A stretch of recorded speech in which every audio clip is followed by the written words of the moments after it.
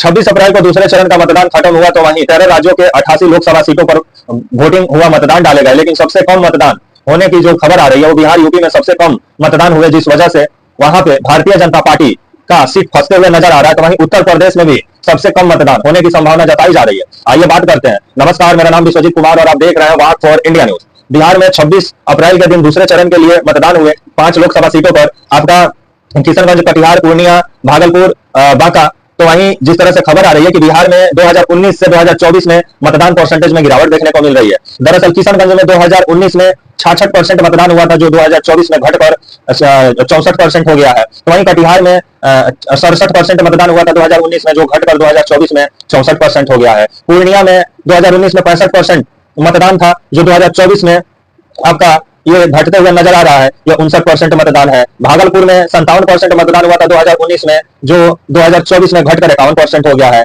बांका में 58% जो मतदान हुआ था 2019 में, वो घटकर आपका 2024 में 54% हो गया है। तो इसी से अनुमान लगा लीजिए कि बिहार में जिस तरह से मतदाताओं में नाराजगी नजर आ रही है, और खास करके गर्मी का सीजन है, गर्मी की वजह से भी कुछ लोग नहीं निकल रहे। तो वहीं बिहार में लोग हैं कहां कि वो वोट डालने जाए। बिहार में तो अधिकतर आपका हरियाणा, पंजाब, दक्षिण भारत, तो कोई दुबई, सऊदी अरबिया, कहां कमाने धमाने के लिए, रोजी रोजगार के लिए लोग निकले हुए हैं। तो बिहार में लोग रहेंगे तब ना वोट पड़ेगा। बिहार के तो आधा से अधिक आबादी दूसरे राज्यों में जाके काम कर रही है, अपना जीवन यापन कर रही है। तो मतदान परसेंटेज में गिरावट आएगा ही। तो वहीं सूत्रों के हवाले से जो खबर आ रही है कि बिहार में दरअसल जो बीजेपी का कोर वोटर है वो बीजेपी से नाराज चल रहा है, और जिस तरह से बीजेपी वादा को भी पूरा नहीं की, और जिस तरह से जुमला फेंक के और झूठ बोल के चुनाव में लोगों को जिस तरह से गुमराह करने का भारतीय जनता पार्टी प्रयास में लगी हुई है, जिस पर मतदाता भी नाराज है और बीजेपी के कोर वोटर निकले ही नहीं घर से। बिहार में जो सूत्रों के हवाले से खबर आ रही है, वो ना कांग्रेस को वोट दिए ना बीजेपी को वोट दिए, जिस वजह से बिहार में बीजेपी का सीट फंसते हुए नजर आ रहा है। जो 5 सीट है बिहार में, आपका किशनगंज, कटिहार, पूर्णिया, भागलपुर और बांका, इसमें से मात्र किशनगंज और बांका और आपका कटिहार में बीजेपी का स्थिति थोड़ा ठीक ठाक बताया जा रहा है। नहीं तो पूर्णिया और आपका पूर्णिया, भागलपुर में बीजेपी का खेल बिगड़ सकता है। ये आने वाला समय बताएगा कि ये 5 लोकसभा सीट में से कितना सीट जीतने में बीजेपी कामयाब होती है। तो वहीं उत्तर प्रदेश में भी वोट डाले गए आपका दूसरा चरण के चुनाव में। वहां से जिस तरह से खबर आ रही है कि सबसे कम देश से जिस तरह से खबर आ रही है, वो भी बीजेपी का टेंशन बढ़ा सकती है, क्योंकि उत्तर प्रदेश में योगी जी, मोदी जी जिस तरह से आए दिन चुनावी सभा को संबोधित कर रहे थे और राम मंदिर के सहारे सत्ता में पहुंचने में लगे हुए थे।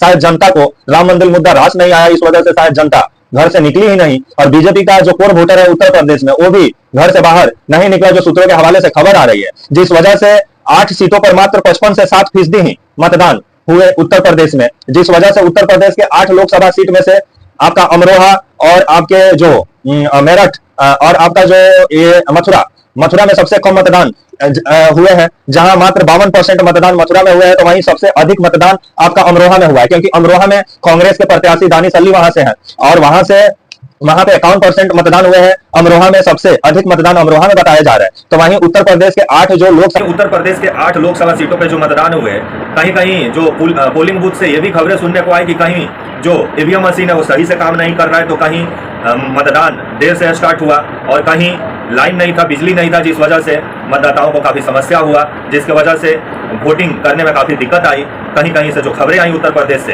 तो वहीं मथुरा में सबसे कम मतदान हुआ है। तो वहीं आपके जो मेरठ से खड़े थे सीरियल वाले राम, आपके जो अरुण गोयल जी, वहाँ से भी कम मतदान की आशंका जताई जा रही है। तो ये आने वाले समय में जो 8 लोकसभा सीट पर मतदान हुए दूसरे चरण में उत्तर प्रदेश में, वहाँ पे बीजेपी 4 से 5 सीट पर फंसते हुए नजर आ रही है। और जिस तरह से खबर आ रही है कि बीजेपी के कोर वोटर उत्तर प्रदेश में घर से बाहर निकले नहीं, मोदी जी, योगी जी के राम मंदिर का गाना गाने के बाद भी। लेकिन अब आने वाला समय ही बताएगा, अगर इस तरह से मतदान होंगे तो बीजेपी 400 के पार कैसे करेगी, वो आने वाला ही समय बताएगा। लेकिन मोदी जी हैं कि चुनाव आयोग का भी मुंह चिढ़ा रहे हैं, और मंगलसूत्र और विरासत टैक्स पे राजनीति छेड़े हुए हैं, और चुनाव आयोग है कि गांधार नरेश बना हुआ है, और कांग्रेस है वो बहुत चक्का है। कांग्रेस बार बार चुनाव आयोग को जाके बोल रही है कि साहब मोदी जी को समझाइए ना, हमारे मैनिफेस्टो में ऐसा कुछ आइए नहीं, और मोदी जी झूठ पे झूठ बोल रहे हैं। लेकिन चुनाव आयोग है कि गांधार नरेश बना हुआ है। तभी आपने 2 राज्यों का मैंने बताया जो मतदान हुए वहाँ का स्थिति क्या है। तब तक के लिए आप मुझे इजाजत दीजिए, और आप हमारे channel walk for India news को प्लीज लाइक और सब्सक्राइब और शेयर करना ना भूलें। तब तक के लिए नमस्कार, जय हिंद, वंदे मातरम।